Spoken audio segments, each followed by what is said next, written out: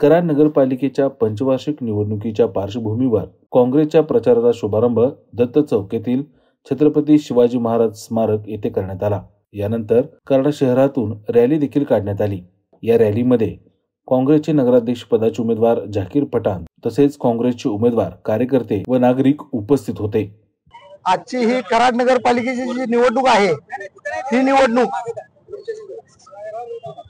ठेकेदार मुक्त कराड नगरपालिका करण्यासाठी आम्ही लढत आहोत।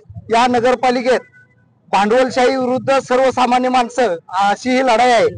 या लढाई पृथ्वीराज चव्हाण सारख्या नेतृत्वाचं मार्गदर्शन आणि पाठिंबा आमच्यासाठी आहे। काँग्रेस पक्ष या लढाईत पुढाकार घेऊन सर्वसामान्य लोकांना काँग्रेस पक्षाने तिकीट दिलेले आहेत।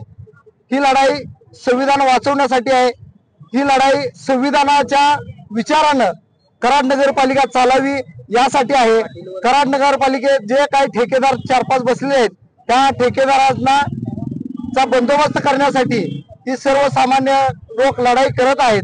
या लढाईमध्ये आम्ही सर्वसामान्य जनता आमच्या पाठीशी आहे, काँग्रेस पक्षाच्या पाठीशी आहे। पृथ्वीराज चव्हाणांनी जे आम्हाला शिकवलं आहे, जे मार्गदर्शन आम्हाला केलेलं आहे, त्यानुसार ही कराड नगरपालिका आम्ही लढू, जिंकू आणि भ्रष्टाचार मुक्त स्वच्छ अशी आम्ही कराड नगरपालिका देऊ।